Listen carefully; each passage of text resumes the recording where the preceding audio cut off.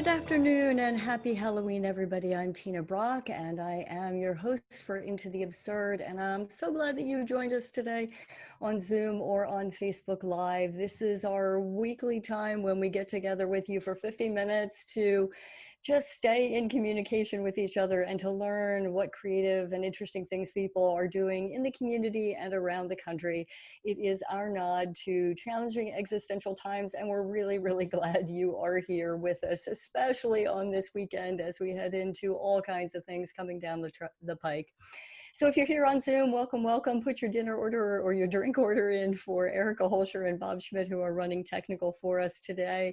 And they'll do their very, very best to get that out to you. And as well, your questions and or your observations for our trick-or-treaters who are going to be coming to the door in just a couple of minutes. They're going to be telling us some stories, and we are going to decide if they're telling us the truth or whether they're not. And there will be games and prizes and surprises. So that's where we are today on Halloween, and we're just really glad you joined us. So let's get right on with it. Our first guest, our first trick-or-treater tonight, here is John Zach, who you know from a lot of shows around town and also here at the IRC. He's an actor who has whose onstage performances have been described as ploddingly tiresome, tolerable to watch, and always looks like he's trying. And as someone who has worked with him, I can say that he is absolutely always trying, which is what makes it such a wonderful thing to work with John. So let's welcome our first trick-or-treater to the house today. John Zach, welcome to Into the Absurd. Look who it is. It's John Zach and Charlie, who is trick-or-treating with us tonight. Is that Charlie? Yes, my minion. He's joined you today. Welcome to you both. Hi, Charlie. You can say hi. Hi. Charlie, what are you today? I'm a dragon. You're what? A dragon. Oh, I can see the green sparkles. Of course you are. Of course you are. And you're here to be your dad's sidekick. Oh, there we go. There you go. Oh, There we go. It's in total full regalia. That's a very cool costume, I gotta say. You as well, Mr. Zach. So do you have a story for us today? Do you both have a story for us today? Well, Costume, I gotta say.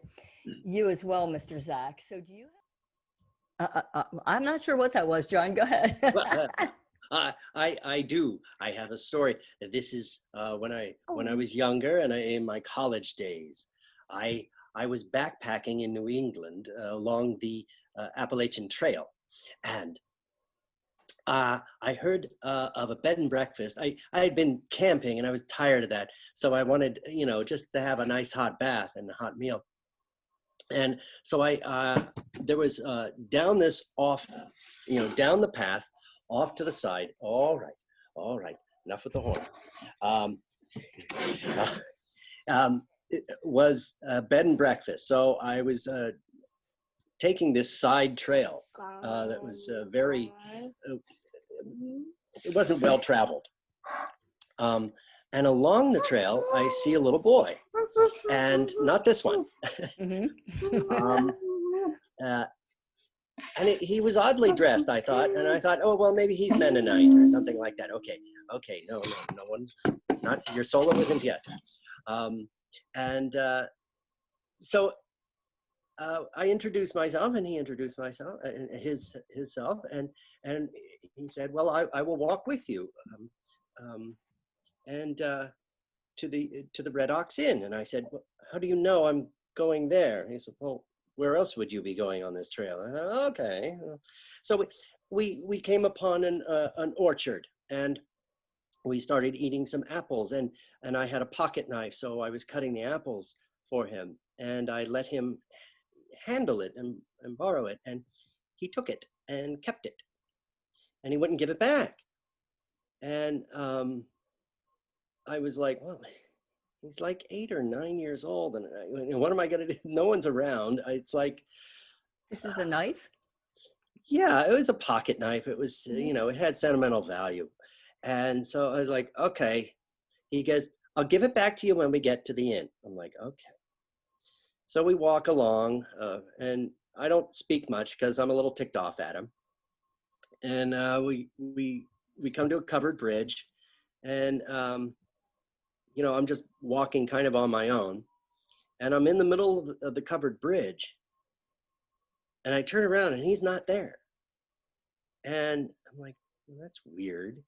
So I turn around again to exit the bridge on the other side, and he's right there. I was like, I didn't see you get by me. And well, he went down the ravine and climbed back up. So he went, and I looked down at the ravine, and it's just dense thicket. I'm like, well, I don't know, maybe it's his neck of the woods. You know, maybe he knows a little path or whatever. And we get to the inn, and he runs ahead and opens the door for me, and I go into the lobby area, and I walk up to the front desk, and I assume he's right there, but he isn't. I turn around and he's gone again. And I step outside because I'm like, hey, my pocket knife, you know? I was like, nope, he's nowhere to be found. So I'm like, okay, let me check in.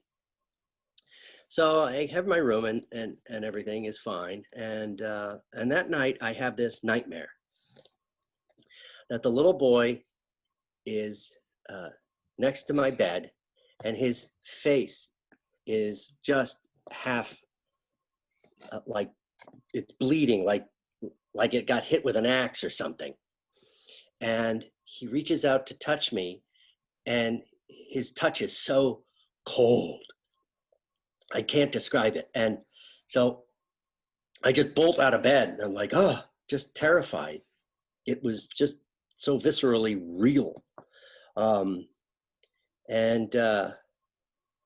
Well, by this time it's like crack of dawn. The sun is just beginning to come up, and I'm awake. So I go downstairs. They had a cafe off the lobby, and I guess my room was right above the cafe.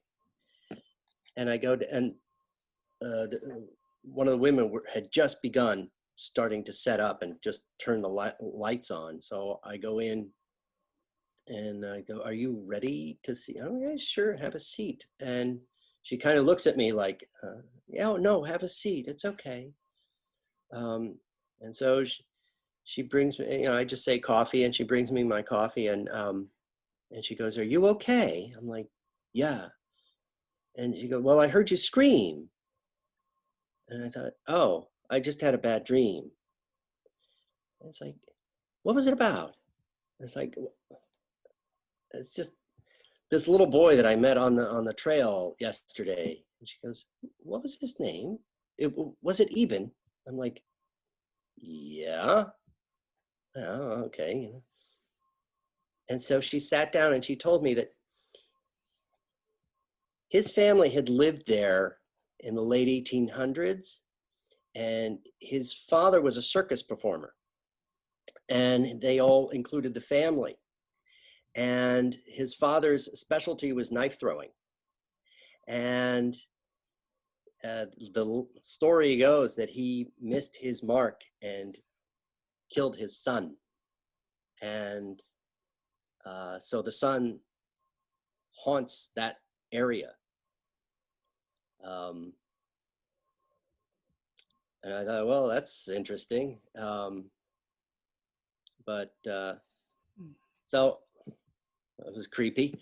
So I go back upstairs to pack up my bag and everything, and I find the pocket watch on the floor on the bed of the bed next to my bed, where he was, quote unquote, standing in my dream.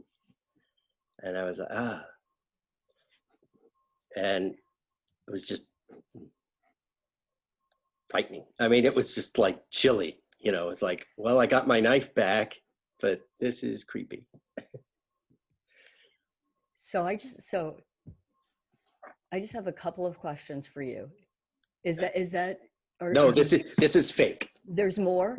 No, this beard is fake. Oh. No, it's not bad. Oh, that wasn't another question. Okay. No, do you have more? Because I'm Nope. totally into it if you do. No, you can ask your question. Charlie, that was just kind of, that was really sort of creepy.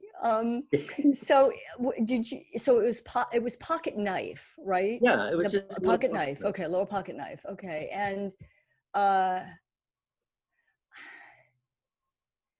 so want to say I don't think you're telling the truth, but then I do. I do. So I'm gonna say that I think you are telling the truth, and then we're gonna ask. Go ahead. Go ahead to say what you want to say. Don't tell us whether you are or not yet, John. No, because I'm gonna have the audience vote on it. It's you tipped me just over the fence on a couple things, and you're a good storyteller. And well, so go ahead. I'm gonna say, yeah, I'm gonna say I think that you're telling the truth. So, but I wanna go ahead. Sorry. But no, I don't believe in ghosts, and I think it's all like Ouija board nonsense. But it's creepy. All right.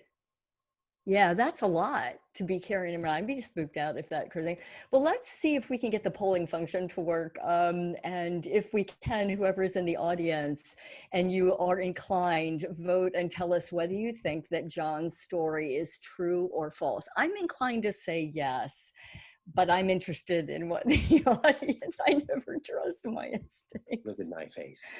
All right. Okay. It looks like, give it a couple more seconds. Charlie, what do you think? What do you think, Charlie? Do you think your dad's telling the truth or not? Do dragons think that's the truth? It's story true. Nah? Do you want to say? You can say. All right, so it looks like from the poll as though the audience pretty much believes that you are not telling the truth, John Zach. So let us ask you directly, are you telling the truth or aren't you? It happened, at least so it was told to me around the campfire. Oh, God, how can I be so? All right, well, I fell for it. That was a really nice story, John Zach, and Charlie as being a good player there too. And for all your hard-earned effort, John Zach, I'm going to have for you a Milky Way bar that I'll send you through the mail for Charlie. It's our virtual trick or treat for you. Yeah, for your efforts.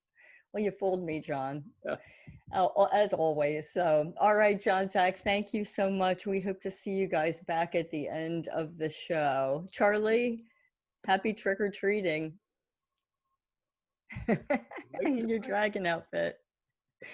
All right, very good. Thanks you all for participating. We have trick-or-treater number 2 who is going to regale us, and that is the lovely and the luminous Jane Moore. Jane moved to Philadelphia from Portland back in 1965, and she got her MFA in acting from Temple's graduate training program. For a number of years, she was the host of a show over on WHYY TV called Jane Moore and ... And she's lovely, she's luminous, and I'm going to guess she's all dressed up to trick or treat. So let's welcome to Into the Absurd, Miss Jane Moore.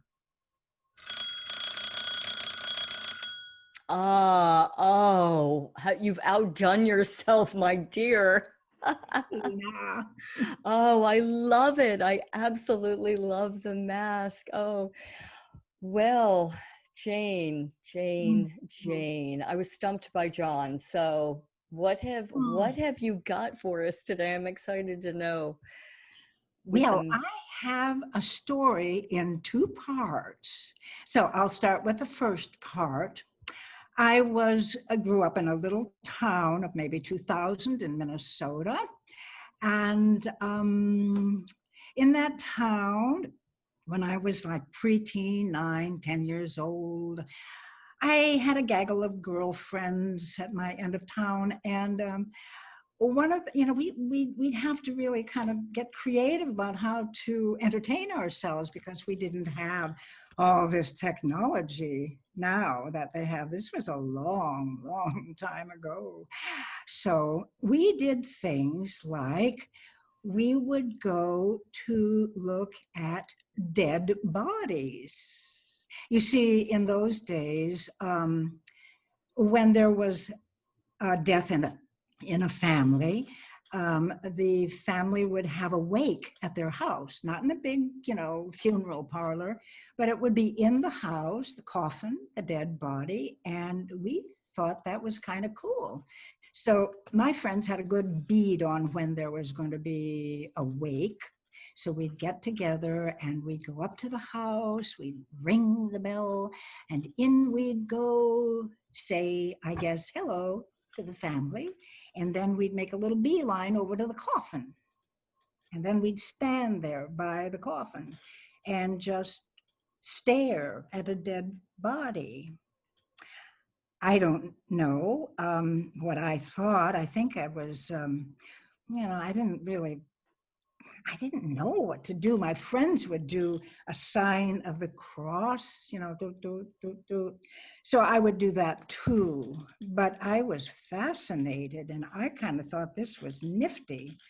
And then when we were finished looking at this body, we would go over to a table and get the funeral card that told us all about this person, Mr. Shaleski, Mrs. Chimperley, a whole host of people from our town who were dying, okay? My mother didn't like that very much when I told her she said, Jane, you don't even know these people. How can you do this? And I thought, well, we just do it. So that's part one. And part two, we're grown up now, we're more teenagers, and we've given up going to wakes. We go swimming in the summer and we go skating in the winter on this big piece of lake, but it was called a clay hole. It was a clay hole because in this town, brick making was a big industry. So next to the clay hole where we swam were kilns left over from that big, industry of brick making. And what was left on the land, kind of in a woods behind the clay hole where we swam, these kilns were huge, like giant igloos made of yellow bricks.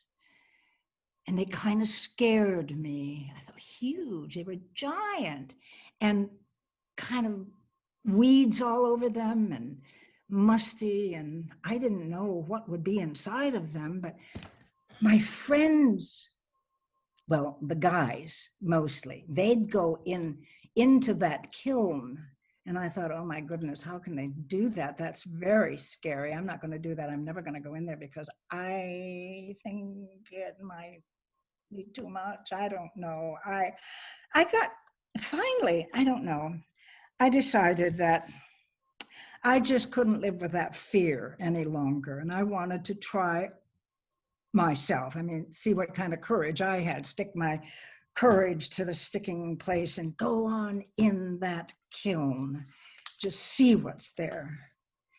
And so one day when nobody was around, I walked up to this big dome-like thing and I took a deep breath and I put one foot in and then I put another foot in. And, well, before I knew it, I was inside. And it was dark and it was very dank. The floor was the earth and my feet were kind of, cold on the earth. I thought, well, hey, well, no skeletons. It's okay. I do have courage after all. I'm not afraid of being in here. And all of a sudden, I heard what sounded like wind.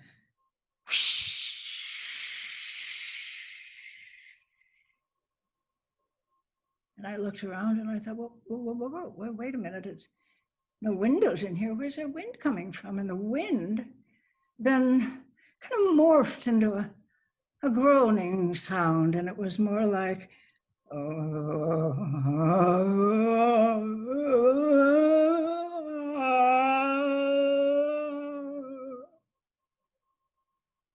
well, my feet were absolutely stuck to the earth. My heart was beating and I could hardly breathe. I thought, oh my God, what is this? And my body felt cold. I had goosebumps. And then there was this, it was like a fog rising up out of this earth. And I looked around and the fog was rising and rising. And I thought, oh God, I should really get out of here now, shouldn't I? I couldn't move.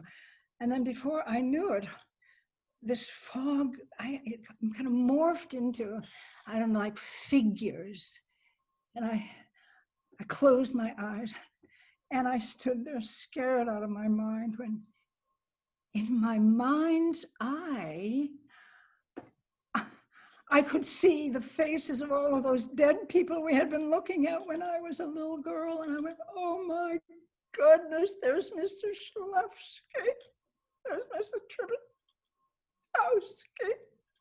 Oh, I'm so sorry. I didn't mean to do anything wrong. I just started pleading with him to forgive me. I'm so sorry. I'm so sorry. I really didn't mean anything. I know Mother was right. I should not have gone in there. I think I was just like crying and stuck to the ground and didn't know what to do with myself except somehow I couldn't hear the sounds anymore. And then I dared to open my eyes, which I did. And I looked around me. And the fog was gone, the sound was gone. And I thought, oh, I've just got to get out of here. And I did. I turned and I made a beeline out of that kiln as fast as I could. I stood outside and I took deep, deep breaths, and I finally, heartbeat, normal, sort of. And I took myself home where I could just feel safe, I guess, feel safe. And you know, I never told anybody about what happened in that kiln. I just didn't even ever talk about that ever again. So that's my story, Tina. Wow, that's quite a story, Miss Jane Moore. So I have a couple of questions for you. The first part of the story was, so it was like common practice and okay, like you could just kind of line up in the wake, you could come into the wake, you know, like kids could do that. I'm so curious about that aspect. Well, it was just a thing, right? No, I know we did. We could go in. Nobody kicked us out. Nobody made us feel like we weren't invited. You know, no. Mm-hmm. Okay. Jane. So on the first part, I totally believe the first part. And I believe the second part as well. I mean, I assume that this is an all true or all false thing, right? We don't have one part being true and one part being false, do we? Or you have to decide. All right. I'm gonna say both. I'm gonna say both parts are true. I think that you totally had that second thing happen, but I don't trust myself at this point.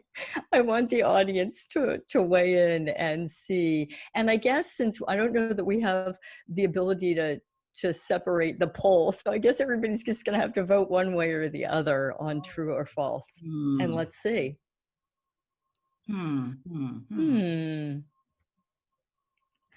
We'll wait till. All right.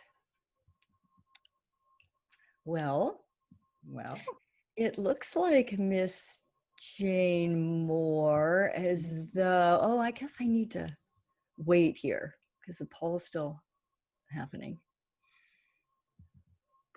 And tell me again, is it Minnesota? Oh, there we go. So is this right, Erica? It looks like it's a 50-50 split.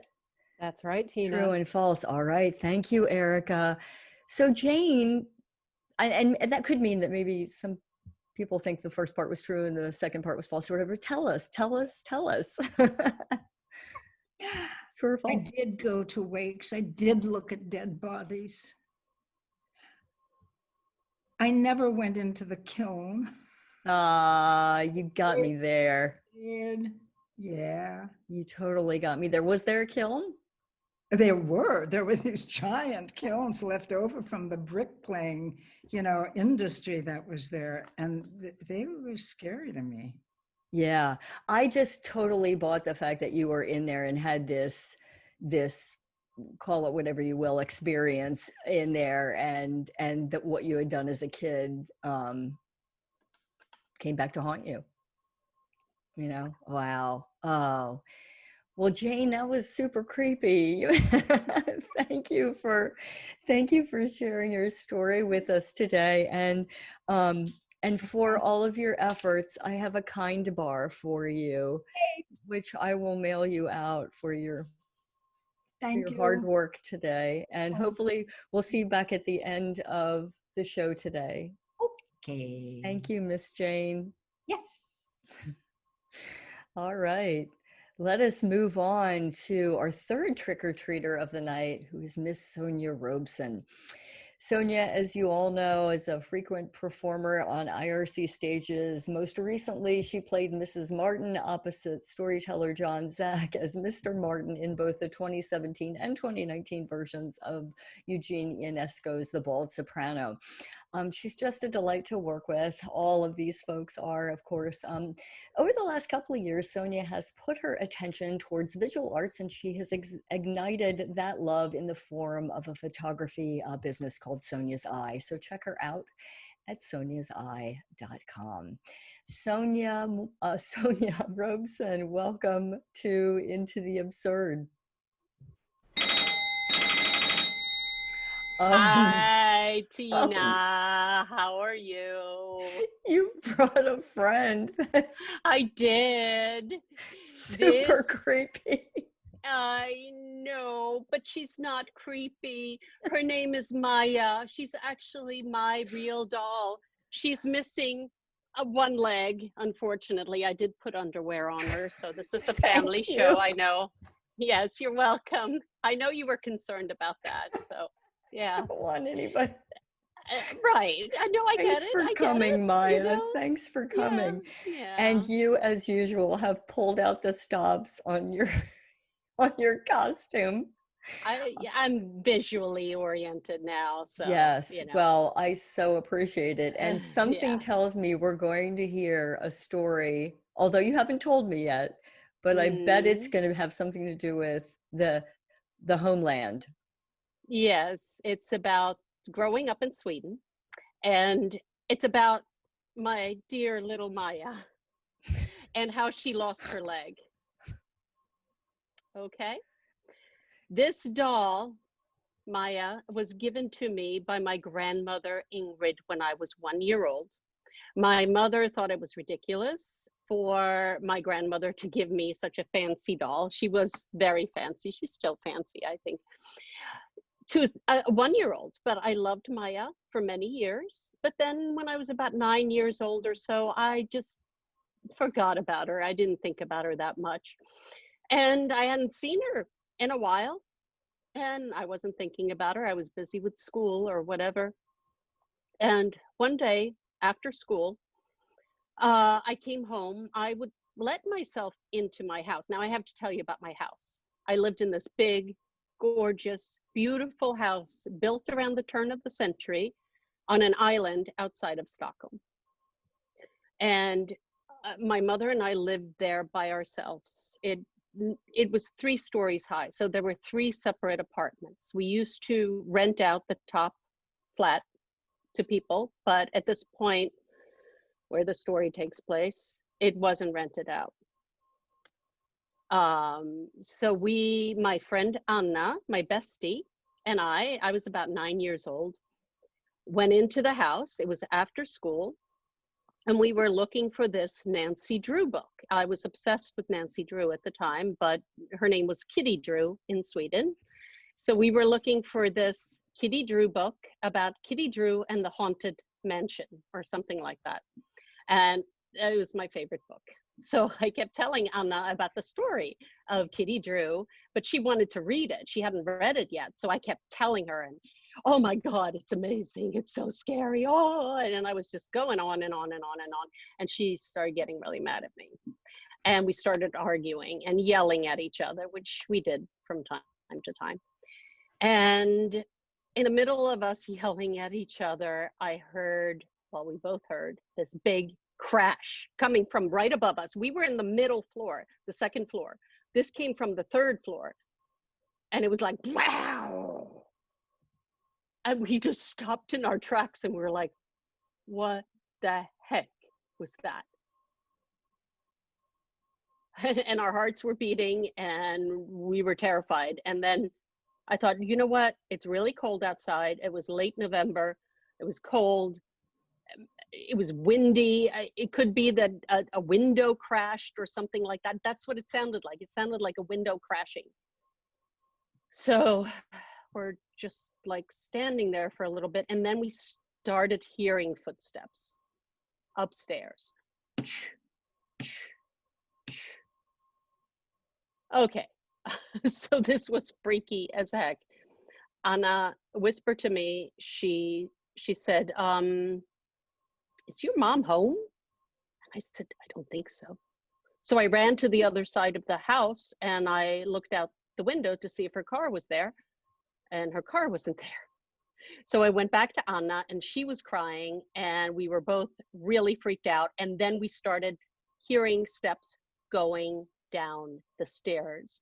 And I heard this creak on the second floor from the landing from the third floor, the second step from the third floor. And we were just like, oh, somebody is coming. And then all of a sudden we heard this wail like that. And we didn't know what to think. So we just freaked out. We ran outside of the house and ran down the gravel pathway and down onto the street. And once we got to the street, I looked up at the house again. We had these funky turrets, kind of. It was almost like a castle on the third floor. And on the third floor apartment that was supposed to be empty, there was a woman standing there holding something. And I don't know what the heck it was. It was freaky as heck. And we ran to Anna's house because Tintin was about to start on TV2. So that was a big deal. We had to make it. It started at 3 o'clock. So we were like, okay. And the sun was about to go down. It was dark and it was cold. It was windy and it was freaky as heck. So I'm like, I'm not going back home again until I know that my mom is home.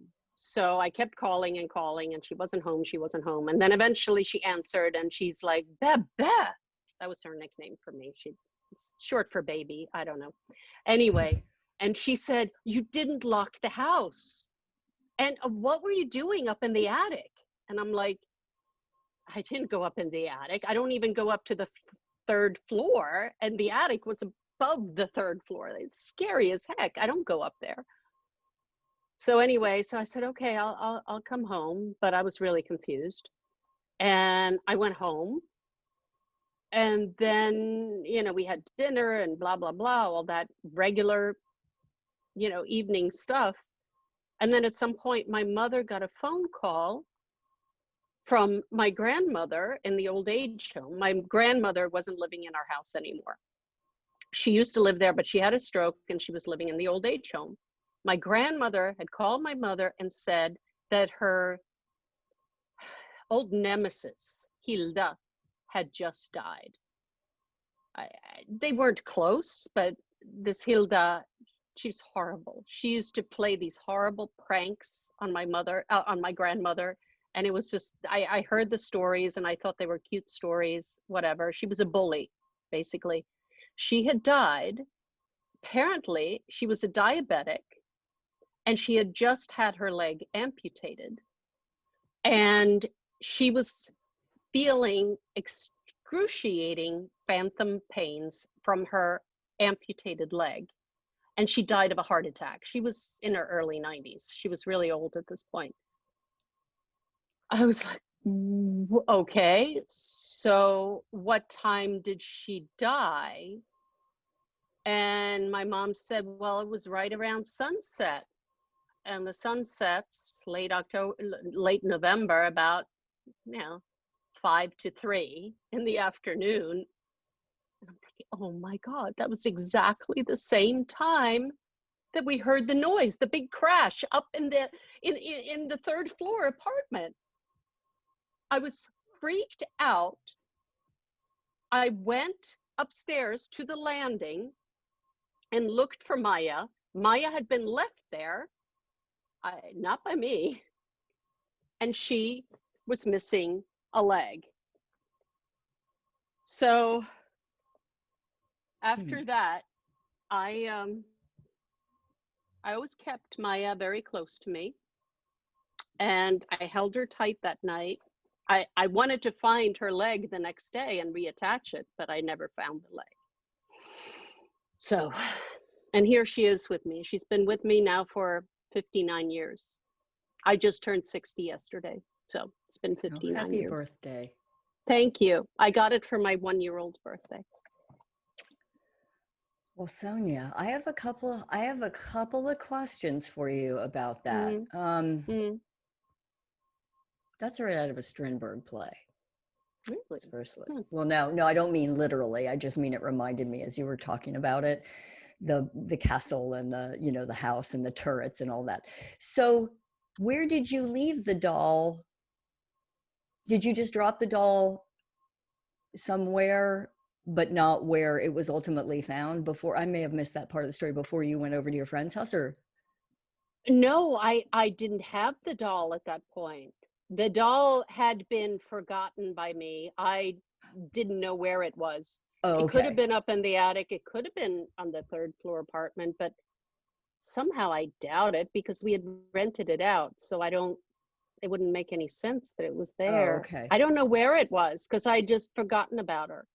Okay. For some reason, I thought you had the doll with you. And then how did your mother think, what led her to believe you were up playing on the third floor? She saw the doll on the landing. She looked up there because the house was unlocked when she came back. Yeah. So she thought you had been, I see. Okay. And then she was a little bit freaked out because she started looking around like, did somebody break in?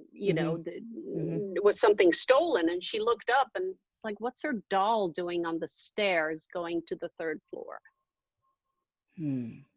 All right. Sonia, you painted a really interesting picture of that place. Gosh, I'm gonna say I think you are, as well as, I don't know. I think you made that up. I think you made that up. That's what I think. So I'm gonna say you're not telling the truth, but let's see what everybody in the audience thinks. I mean, it could really be true, but I'm thinking it would be hard for you to be that close to that doll if that had happened.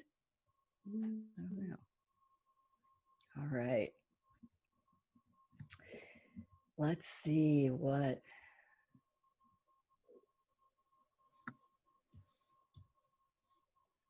All right. Okay, so I had a little company in that one in thinking that maybe you were making that up. Were you? It wasn't. Some parts were actually true. Yeah, so clarify the part where you skidded off the road on there. Well, the parts that were true is that my grandmother did give me this doll, and her name is Maya. And I got her when she's dirty now. Her cheek is dirty. Sorry, because I kissed her cheek. And that's true. And Anna was my bestie. And we did used to let ourselves into my big old creepy house with 3 stories. And one time when we were in there, we did hear footsteps on the 3rd floor. And one time when I went out to the street, I did see a figure in the window. Mhm. It wasn't a female figure, it was a man. Freaked the heck out of me. The rest of it, I made up. Yeah, it's funny because I totally believed that you saw the figure that you, Mm. you know, and then I thought, oh, that's very odd and strange about the last part, you know. It But then was I a was like a creepy, little too beautiful coincidence. house. The Yeah. house is gorgeous. My mother died in 72. I was 11 and I had to leave the house. It was sold at auction. And now it's like a 4 apartment condominium, gorgeous, beautiful house. Yeah, you really painted that picture very Mm, well. yeah. Well, Sonia, as your Halloween trick-or-treat gift for you and Maya, I have Twix cookies and cream, which I will send to you through the US What do you mail. think, Maya? You Vad can tycker share du, it with Maya? your with your Va? doll. Hej då! Well, Sonia, thank you very much for a wonderfully Swedish story, and I look forward to seeing you back at the end with your doll. Happy Halloween! Happy Halloween. Thank Bye. you. Bye. All right.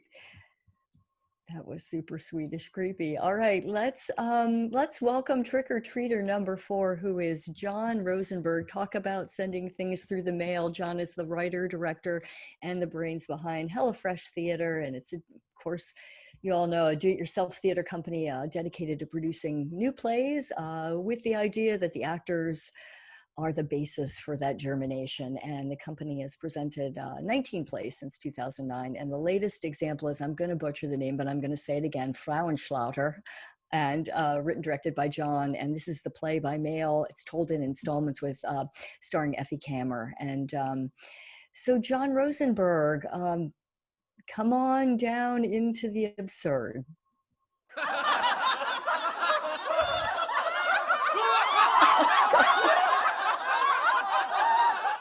Why is everyone laughing at I me? don't know. I guess we should say that you are coming to us from lovely sunny Los Angeles today. Yeah. I'm in Los Angeles. Yes, I am. Hello. Very well. Hello, and thank you so much for doing this and dressing up. I mean, I just wasn't expecting that, so that was a wonderful and great. I'm gonna try to and a keep my nipples out. Great surprise. Oh no way! Just yeah. It's theater. It's That's theater. right. Yeah. So yeah, tell us a story, John. So back in August, me and my wife and son moved back to Los Angeles, and I think what's funny is you live so many lives. I just turned 44, and I think the strange thing you forget is, it's whatever that saying is, that I contain multitudes or whatever, is people live so many lives, and there's so many things you forget just because the immediacy of reality. And moving back to Los Angeles, I just, you go down certain streets and you start to remember times or places. And I remember I was in East Hollywood a few weeks ago, and my mom used to live there.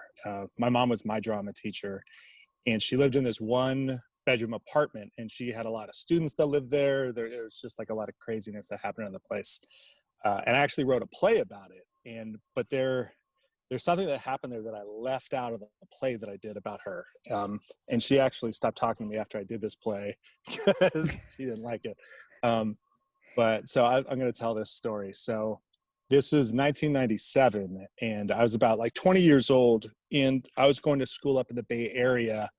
I was dating this raver named Betsy, and she broke up with me on Valentine's Day. We had taken acid together, and she broke up with me. And so I was heartbroken. And so I came to Los Angeles, and I was just hanging out like at my mom's apartment.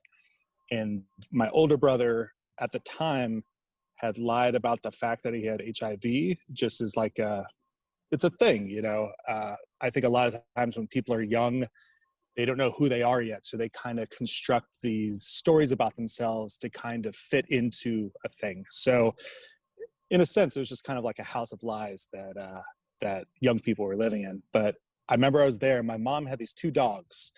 One was named Marlin, and the other one was Ziggy.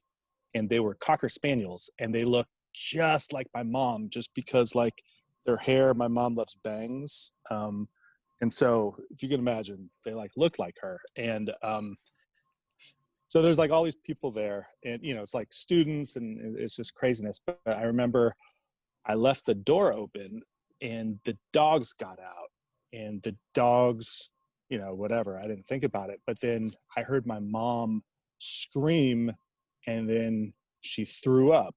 And I walked to the door, and both dogs had got hit by a car. And I just remember laughing a lot because my mom, like, you know, her dogs just got hit by a car. And, you know, you're young and you're stupid. So I just started laughing about it. And then after that moment passed, we then were like, well, what are we going to do about the two dead dogs in the middle of the street? And so I came up with the idea. I got a backpack, and I basically got like a big plastic bag, and and I like scooped the dogs into a backpack. And then, because, you know, I didn't even think to call animal control, but so I basically put these two dead dogs that looked like my mom into this backpack. And I like put the backpack on, and I remember just like being like, well, I guess I have to find a place to get rid of them, because we didn't have a shovel. So I just like walked around her neighborhood, and then I found a trash can, and I threw the dogs away. But I'll always remember like how the feeling of the warmth of the dogs on my back. And I always remember that whenever I put a backpack on. And maybe like a week later, I was going back to the Bay Area. And so I told my mom that my girlfriend killed herself, so she would give me $200. So yeah, so it's strange, like how much at points in your life, how much, you know, because I wasn't like writing plays at that point, but yeah, I wanted to, but I just didn't know how to do it. And it's interesting how much you just kind of lie in a way to try to create realities. So that's my short story. So happy Halloween. John. John. Okay, so like, I feel like I had to take this one like lock, stock, and barrel, like that you're either just, yeah. And it seems so inconceivable on one hand that it would be an automatic false, but then on the other hand, I'm like, no, I don't know. So I'm gonna say it's true, but I have to rely on the audience for this one. I definitely need a landline because I just don't have a good bead. Like I could see all of these things. I asked my mom for the money and a Kentucky Fried Chicken too. That was the worst part. I think she like took me out for lunch, and I was like, "Can I have $200?" My girlfriend killed herself. Oh, see, I don't know. All right. Well, I'm just gonna wait. Well, I'm gonna let the audience figure this one out. I don't know. I mean, I feel like, okay, all right. Our audience is saying true. Everything in it is true. 100% true. John, no wonder you're writing. Yeah. The good thing is this didn't happen recently. This happened a long time ago. So I've hopefully grown slightly since then. Right. But still, that's a lot of trauma in a short period of time, John. Well, it's amazing that my mother still talks to me. I think that's the takeaway, is how wonderful my mother is and how short her memory is, because otherwise, why would she still talk to me? And she might not talk to me after she watches this. Well, I was going to say, when you were first on the show back then, you know, and just these wonderful stories of, you know, time spent in her class, you know, she was teaching theater, and, you know, just like what you learned from her and how much of an influence she was in your life. And you know, moms forget easily though, John, that's the thing about it. So, wow, that is some story. I want to go back and read the play about the first part, right? The But apartment, right? you can, I think the takeaway from the story is that you can fit 2 dead Cocker Spaniels in a backpack. In a backpack. You When can. you got to that part, I was like, oh, don't say that's true. Don't say that's true. But it was. Oh, well, John, that was very special. And as I promised you, I have the large size of the Kit Kat bar. It's the Oh, king is that the size mint car. one? What's that? Is No, that the this mint isn't one? the mint one. I have Thank a mint gosh. one. No, this is This the is perfect. Thank you so much. no, this is the 160 calorie large version that I'll mail to you. And Thank you. and you know, and wait for my next installment It's coming. of the play. John, thank you very much for taking the time Thank you, to madam. visit us today from Los Angeles. I'm gonna miss you being in Philadelphia, but guess what? Happy Dia de los Muertos. Thank you. Thank you. I hope you can stay till the end and come back and wave for us. I will. Keep your pants on. Okay, good. All right. All right. Bye, John. All right. Very good.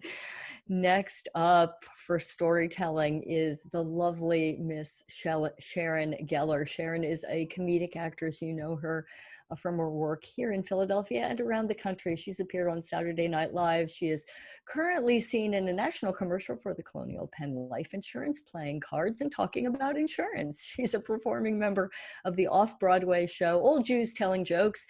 Although for the last 8 months, she has been performing quite a bit from her living room and taking walks with me every day so we can make sense of this world that we live in. Sharon Geller, welcome to Into the Absurd.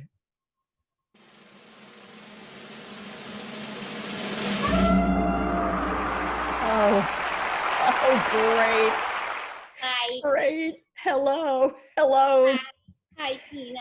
Hello, Kellyanne. This show was designed to give us a respite from all of it, and you have appeared on our screen. I just couldn't miss your celebration for July 4th. I just had to be here. Well, welcome. We'll make it whatever land whatever land and world you want to be in. We'll be in that world for you right now. I know a lot of people think it's Halloween, but it's actually, I have an alternative holiday. I know it's July 4th. Why else would I be in red, white, and blue? And because you are saying it's Halloween with your fake news, I do have a joke for you, Tina. Bring it. Where do ghosts go on vacation? I don't know. Malibu. Of course. Of course they do. Well, this is quite the frightening surprise here this evening, Kellyanne, and I'm super glad you've joined us. And I really think of anything scarier than this. Well, me neither. So come on down, and I can't imagine what story you might have for us tonight. Oh, should I ask Sharon Geller to tell you? Have Sharon Geller tell that story. I don't know if I can make it through another 5 minutes of dissonance right now. Okay. Okay, I know it's too much for me. Thank you. Okay. Well,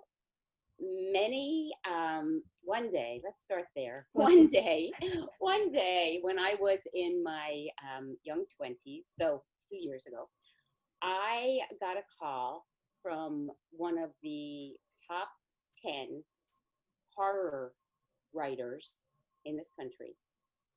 And he asked me if I would like to collaborate with him on a story. And I said yes. The story that we collaborated on was not about anything suspenseful. We actually did a story about Kung Fu, of all things. We went up into the mountains, or whatever you want to call Valley Forge, the greenery, and we did some shots in Kung Fu, not shots, shots like a camera, in Kung Fu poses, martial arts. And the story was a big success. And then I got another call from him, and he asked me if I would like to collaborate again. And I was very shocked, but surprised. But of course, I said yes. And we wrote a story together that got a lot of notoriety because it was about a very famous jazz drummer, big band drummer. And this big band drummer used to be the drummer for Count Basie and Duke Ellington. And I got to know him very, very well. And I actually would see him on a weekly basis, this drummer. And he would tell me fabulous stories about appearing with Count Basie and Duke Ellington. And so this top 10 horror writer, whose books have been translated into foreign languages around the world, asked me if I would ask him to interview him and write a story. And this drummer agreed. And so we did our second collaboration together. And we wrote a story about this drummer. And as the years went on, this drummer was someone who became very dear to me. And I visited many times in a nursing home before he passed.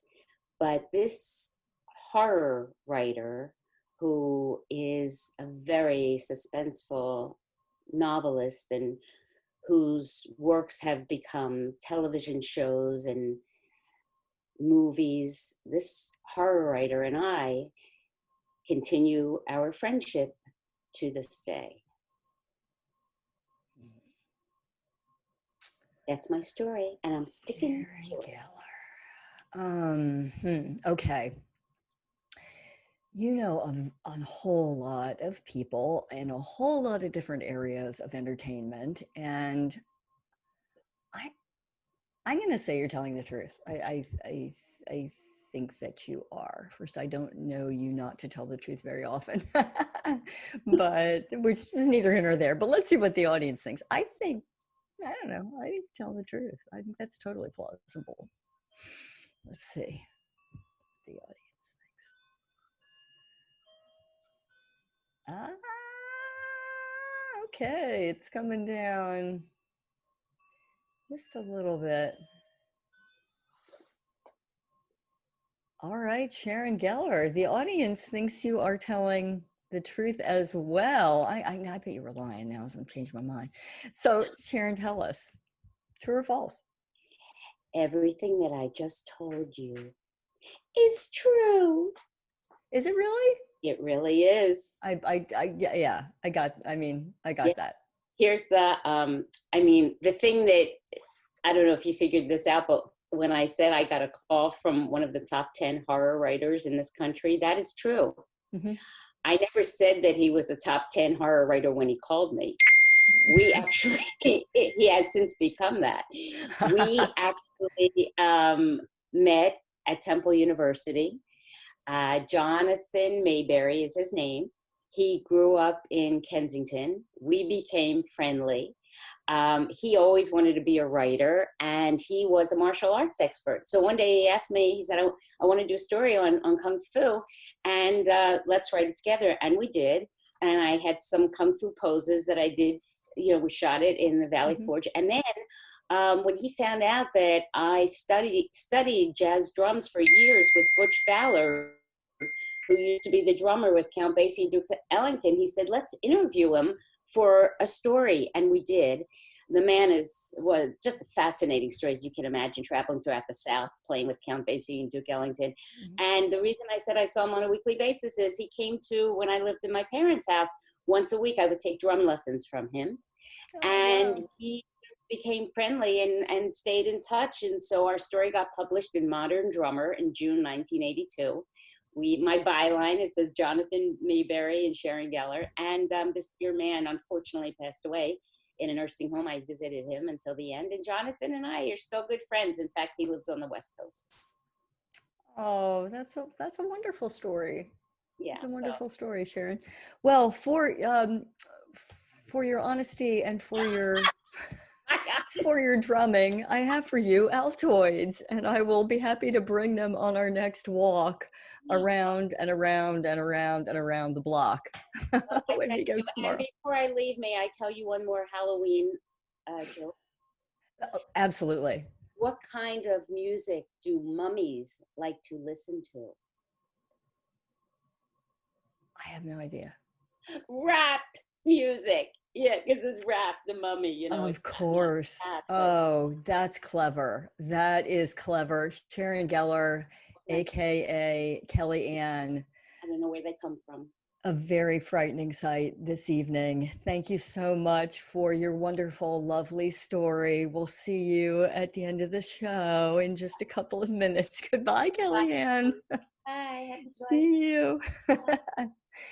All right, trick-or-treater number 6, Tomas Dura. Tomas has been acting with the IRC practically in every show since we started back in 2006, and he's very active as well in the world of flamenco, and he enjoys playing all types of music on the accordion. He is just a true pleasure to have in the rehearsal room and tons of fun.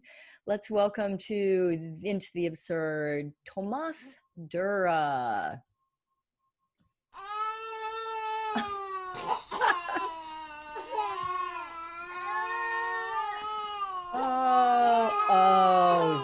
Oh, you have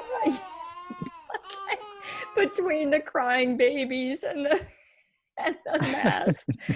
Welcome, Tomas. You've outdone yourself. That's just a stacked, just a very special headdress. Stacked. I love it. Okay, that's wonderful. Well, thanks for being here, Tomas. I know I'm happy to be normally here. on Halloween you would be out doing the hayride and be such an integral part of up in Bucks County, the big Halloween festivals. I wasn't even sure we were going to be able to get you for this show this week, so I'm glad you're here. Let's say it like that. I'm glad you're here. Okay, is my sound on? Can you hear me okay? I can hear you just perfectly. Okay, that was the one. You know, technical things I'm so nervous about. You know, No, the ancient pagan thing is fine with me, you know. Prehistory. No, you're coming in loud and clear. So gosh, Tomas, lay one on us. Okay, I have a great story. As probably everybody listening to us knows, IRC often performed at the Walnut Street Theater in the Studio 5 and Studio 3. This story happened in the Studio 5 dressing room. I don't remember what show we were working on, but I was in the dressing room by myself. And there was a door in the men's dressing room to the one side that's never opened. It's always been locked. It just said boiler room on it. But I was standing there and I had a page of Burger King coupons that I had gotten from the newspaper, which was valuable to me because they have an expiration date. If you don't use them, you know, by the date time it ends, you lose it. And there's a Burger King like on Market Street, just up from the Walnut Street Theater. So to me, it was something I was holding on to. Okay, I happened to just drop it by mistake. It fell from my hands and it fluttered down to the floor. And as soon as it hit the floor, I went to pick it up and it slid horizontally along the floor and went under the boiler room door, which was locked. I grabbed a clothes hanger and tried to fish it out. I fished out all kinds of things, doll parts, curlers for hair, you know, all kinds of things. No Burger King coupons. So I thought, well, this place I've heard was haunted. I've heard it from many actors. And so I went home after the show and I did a little bit of research. I found out that you can communicate with a ghost if you know his name, his or her name, and you say it 3 times, you can send a message to them.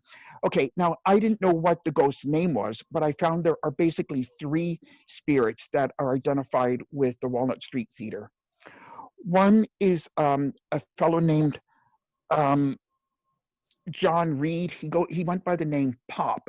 He was actually a stagehand at the Big Theater for about 50 years of his life. When he died, he bequeathed his skull to the props department to be used in Shakespeare's Hamlet. And this is true. They have a skull, a human skull, in the props department. And there's actually a society, or there used to be, called the Pop Reed Society, that cared for it and cared for the props and stuff, and his legacy and all of that. Okay, so I figured, well, part of him is still in the theater. His head is still in the theater, literally. So I figured he's got to be one of them. Then there's a second spirit that's been identified with the main stage in the Walnut. We just know her as the Lady in Red. Now, I don't know her name, but that's okay. You can invoke a spirit by the name that they're commonly known as, the Lady in Red. And I know this because there's a bridge in England where there's a white lady that haunts it. And the story there was that she was pushing her baby carriage across the bridge, and somebody attacked her, and the baby went into the water and drowned. And I think she went in after it and drowned also, but she seen, haunting, the white lady haunts the bridge. And if you go there, the folklore locally says that if you go there and say, white lady, I killed your baby, and you say it 3 times, white lady, I killed your baby, she'll come up out of the water and drag you down and drown you. You'll never be heard from again. And I know that's true because people have told me that they've tried it. Now, the third spirit is actually the one I really would love to communicate with, and that's the actor Edwin Forrest, who was in case you don't know, was a 19th century Shakespearean actor primarily. He did other things, but he had his debut at the Walnut Street Theater. He lived in Philadelphia until he started touring globally. He spent a lot of time in England. And they embraced that American style of Shakespeare that he brought there. And he had a couple scandals in his life. I'll only mention one of them, and that was that there was another very famous British Shakespearean actor, William Macready, and they had a riot. Forrest was in the theater when Macready was performing, and Forrest hissed at the performance, and the British establishment kind of got very upset about that. But then later, Macready was performing at the Astor Place Theater. He was doing Shakespeare, and all these Forrest supporters came and attacked the theater, ransacked it, and a big riot ensued. 22 people were killed, and property was damaged, and people were injured. And what I find so amazing about that, I'm sidetracking now, but this I just find so fascinating, is that here in Philadelphia, we've got riots, we've got violence and aggression, but not over who is the best Shakespearean actor. Could you imagine that people are actually punching each other over art? It was that important to them. He had other scandals in his life too, and he died back in Philadelphia. His career kind of faltered after that. He tried to sue his wife and lost the suit, he sued for divorce, et cetera, et cetera. He tried for 18 years and still lost. He died in a state of gloom in his house in Philadelphia. So back to my story. The next night I went to the theater and I was in the dressing room and I was all by myself, and I said, I'm going to try to get my Burger King coupons back. So I said, now remember, it's Pop Reed and Lady in Red and Edwin Forrest. So I said, Pop, I want my Burger King coupons back. And I looked under the door, the boiler room door. Nothing came out. No Burger King coupons anywhere. So I said, Lady in Red, I want my Burger King coupons back. I looked around. I waited. Nothing. So finally, I got to Edwin Forrest. Edwin Forrest, I want my Burger King coupons back. Still nothing. So I thought, well, I failed. I did the show that night and went home. Came back in the next day without thinking about it. I was getting ready, came back to the dressing room to get ready for the show. I sat in my chair, and what you think was on that counter right before my very eyes? I looked, and right there on the counter was nothing. Nothing but the props that I had set there the night before.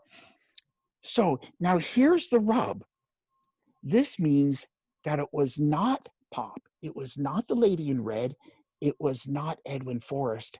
There is another one, or maybe more, and they are vicious, because any spirit that would steal someone's Burger King coupons is mean-spirited. Now, I'm going to end this story by using one more incantation that I learned from my paranormal friends, and I'm going to prove that my story is true by using this incantation, which they say you should never use because it's very dangerous, but here I go. Ready? Mm-hmm. If my story is not true, may I be struck by lightning.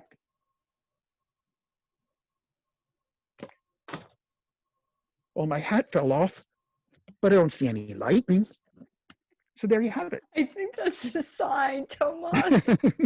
Okay, so just before we vote, let me get straight on it. Are we voting both on the Burger King part of it? Because the coupon never showed back up, right? Yeah. The coupon never showed up. Never showed up. Never got it. Is it the other three stories? The ghost stories? I think you could lump it all as one. All right. Well, I can't. How can I not vote? I mean, you have to be telling the truth, because we can't will on in any circumstance that isn't true. So I'm going to say true all the way around. I thought for sure you were going to get the coupon back though. But anyway, let's have the audience vote. I don't think I can vote false, right? I voted for myself. Can't do that to you, right? All right. So do you have two? Is that one headpiece that you have, or is that two together?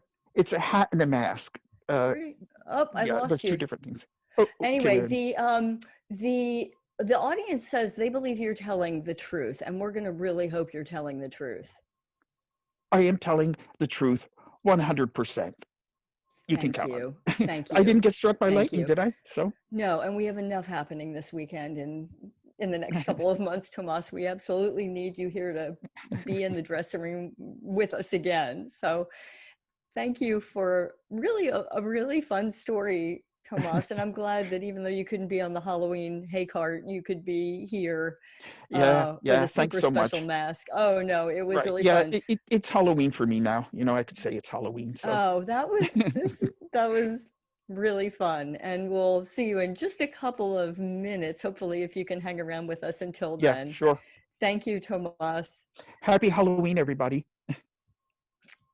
All right. And our final trick-or-treater of the night is the lovely and woman of the wonderful hair, Jenna Kersey. She's an actor, a singer, director, and she has herself described as a ragamuffin as well. I don't know about that, but I'll go with it. She's been seen on a lot of Philly stages when theater was something we were doing, and she has a solo show, Johnny Depp, a retrospective on late stage capitalism, and it's played sold out bar performances and at Edinburgh, and now she's taken all that energy and shifted it into a podcast called Depp Impact, and you can find it on Spotify, Apple, and wherever else podcasts are available. Check it out. Check her out and the podcast at jennakersey.com. So Jenna Kersey, come on into the absurd. Hello. Woohoo! Wow. Wow, you look fabulous. Thank you. I'm roadkill. You are. Well, you're the best looking roadkill I've ever seen, Miss Jenna Kersey, and your lovely antlers and everything. Thank you for taking time off the podcast and the world of trying to make sense of it all to be with us tonight. Yeah, Super of course. Appreciate it. Right. Well, what have you got for us? All right. So, there's a state. I don't know if you're familiar with it. It's kind of far away, but it's called New Jersey. And in the middle of New Jersey, on the way to the shore, as it's called in these parts, is a tiny little antique town called Mullica Hill. It's a farm town. There wasn't a grocery store until 2008. It's a town that has streets named after ducks and other quaint things. It also has a road called Breakneck Road, which is kind of bleak. And Breakneck Road is haunted as all get out. Yeah, Mullica Hill only has one hill and it's on Breakneck Road, but it's all kind of like a series of very steep hills and it's very dark. There's no lights on this road. And the speed limit is 65 miles per hour, which is way too fast to be driving on a dark ass road with a whole bunch of hills, especially in the winter time when hell freezes over and hitting an ice patch could be the thing that like ends you. The high school in town where I went to high school, it lost 6 people in 1 year to car accidents on Breakneck Road. And folks would skid off the side of the road and smash into a tree. It was just like, it was super horrifying stuff. And like these car crashes were something that the town would kind of parade around to the kids in the high school as a way to like, you know, combat speeding and drunk driving. And at one point they actually put a smashed car on the front lawn of the high school as a way to be like, don't drive fast in the wintertime, kids. It was pretty bleak. But now I'm a deer right now. I'm a deer. And as a deer, Breakneck Road is like ideal for me. It's ideal for me because I can graze in the valleys and the woods in peace and hang out with the fellow deer and, you know, chill in some abandoned houses in the area. And people don't really disturb you because not too many people drive on this road because it's extremely dark. One chilly night, not unlike tonight, I decided to, as a deer, do the unthinkable, and I was going to cross the road. This is a big deal. A big deer. I'm gonna cross the road. I'm gonna walk to the other side of the hill, and I go to the edge of the highway. I take 3 deep deer breaths because this was it. The grass is always greener on the other side, they say. So I looked both ways. It seemed safe enough to me. I took a step and suddenly there are lights. There's a flash and I was completely stuck in time. I stared straight into these lights. I was glued to the pavement. And there was an SUV carrying 2 children and a woman driving, and it came speeding towards me. There's nothing that a deer can do in that position, so I just stood and I was struck. I flew 10 feet into the air and I landed feet first into the glass of the SUV. I did what any sensible deer would do and I started to run. So I kicked and my feet were stuck in the windshield of this SUV and I wasn't going anywhere, but I kept striking something. So I tried to, and my antler fell down and I tried to wriggle free, but I just heard this like screaming and this cracking and it sounded like the cracking of bones. And then I died. I died right there, stuck in the glass of this SUV. And it turned out that the woman driver was what my feet had been hitting. And I kicked her to death and broke her neck on Breakneck Road while I was stuck in the glass windshield. And her children watched the whole thing. They removed me from the windshield, but it is said that that woman and I still walk up Breakneck Road hoping to warn folks going too fast on dark and spooky nights. And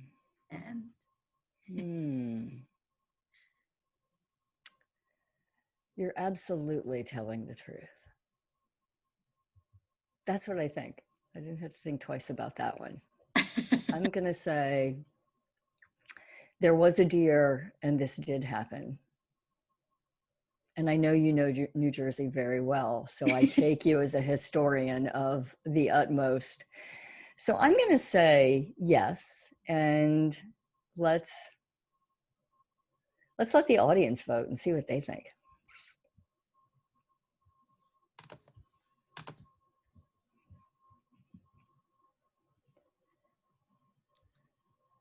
Dan just walked into my room wearing a robe, a bathrobe, and a Jason Voorhees mask. He said he's Jason's he can come in and join us if he wants to. His college Hi, roommate. Dan. His shirt says "Moms are lit," and he says his costume is Mason Voorhees, Jason's college roommate. Tell him to come on in and say hi to him. All right. So yeah, the audience says you're telling the truth. I am telling the truth. This happened to a friend of mine in high school, to his mother. It was like a big deal in Mullica Hill, where I grew up.